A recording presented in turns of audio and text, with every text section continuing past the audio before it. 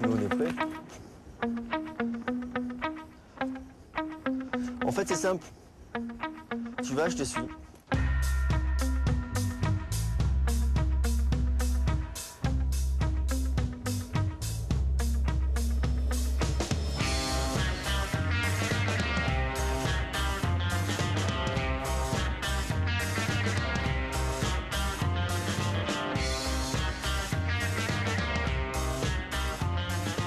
Après l'Alaska, nous voilà dans les Pyrénées. Et je suis très heureux de vous présenter Mathieu Crépel. Mathieu, je l'ai connu, il était tout petit. Et aujourd'hui, à l'âge de 22 ans, tu es juste l'un des meilleurs snowboarders au monde. Alors moi, je voudrais qu'on parle d'abord de ta discipline. Donc toi, tu as été champion du monde de halfpipe en 2007 et de big air.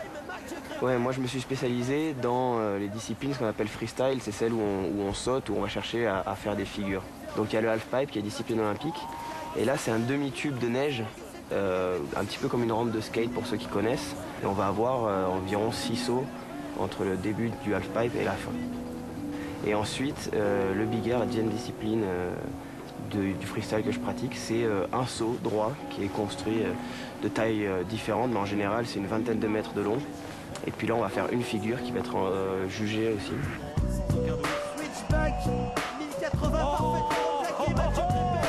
Comme à la maison, Mathieu qui se balade dans ces championnats du monde.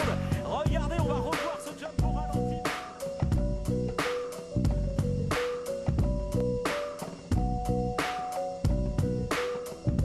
Pourquoi on a inventé le freestyle, mais moi c'est ça qui m'a attiré là-dedans, c'est le fait de pouvoir s'extraire de l'attraction terrestre, de chercher un peu l'état d'apesanteur. C'est pour ça qu'aujourd'hui les sauts commencent à être de plus en plus gros. Et c'est ça qui est fabuleux, c'est de pouvoir, tu vois, à un moment donné, d'être à vitesse zéro et d'être en apesanteur limite. Bon, ça dure des millièmes de seconde. Mais tu vois, il y a des hormones, je sais pas trop ce qui se passe dans la tête et dans le corps, mais même ces millièmes de seconde là, ils sont tellement forts que voilà, c'est des choses que tu vas rechercher et que tu vas rechercher voilà, 20 fois, 50 fois par jour. C'est pour ça que tu fais des sauts à longueur de journée. Et le plus gros saut que tu as fait, c'est quoi? Alors, le plus gros saut, en fait, j'en ai fait un qu'on appelle un road gap, donc c'est un saut par-dessus une route. J'ai fait ici à la Mongie qui faisait, on va dire, aux alentours de 18 mètres en hauteur et une vingtaine de mètres en longueur. Puis ensuite, j'ai fait un autre gros saut en longueur qui fait environ 50 mètres. Et là, ça commence à faire et je me demande si on n'est pas même à la limite de ce qui est possible de faire en snowboard. Mais bon, voilà, je sais que je l'ai fait une fois, je ne sais pas si je le referai, mais la sensation que j'ai pu avoir à ce moment-là, c'est aussi une sensation et c'est ce qu'on recherche un petit peu aussi, c'est que une fois que tu l'as fait, tu sais que tu es venu au bout de toi-même et que tu as vaincu un petit peu une peur et que tu as un rush d'adrénaline à ce moment-là qui est monstrueux.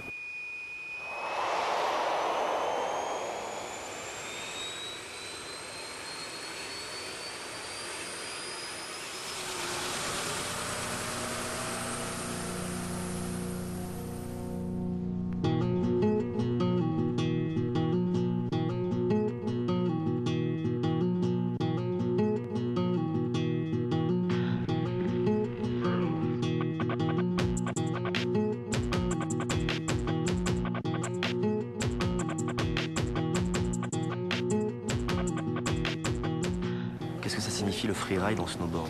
Le freeride, t'es en haut de ta montagne, t'as ton snow et tu vas descendre et c'est libre cours à ton imagination. Et moi, c'est ça qui me plaît dans ces sports-là, c'est que tu vas créer, quoi. Tu vas créer.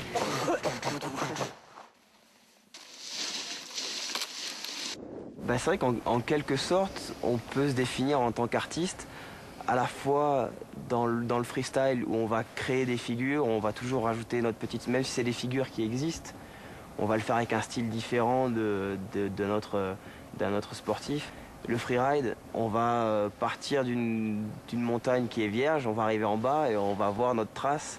Et tu vois, c'est comme un coup de pinceau sur une toile. On travaille aussi beaucoup avec des photographes et des caméramans. C'est super important de travailler en accord avec eux. Eux sont souvent des artistes aussi. Finalement, c'est toute la différence. C'est-à-dire que d'un côté, tu as la compétition et de C'est l'autre, vrai. tu as le travail Et de l'autre. de photos ou de vidéos, ce qui Complètement. n'existe pas dans d'autres sports. Et puis si tu arrives à bien te comprendre avec les photographes, Compétition. que de gagner une médaille d'or au championnat du monde, quoi. Parce qu'il faut attendre les bonnes conditions, il faut... Ça peut il faut t'arriver être prêt- d'attendre pendant une semaine Ah que les ouais, conditions soient complètement, sorties. tu vas attendre une semaine, 2 semaines, et il faut être là, et souvent on a l'impression que le soleil va sortir ou la neige va être quand bonne. on voit le produit fini, Et là, faut être l'impression que c'est facile. Focus, allez, c'est mais parti. par expérience, je peux te dire que c'est quasiment autant de pression et autant de travail.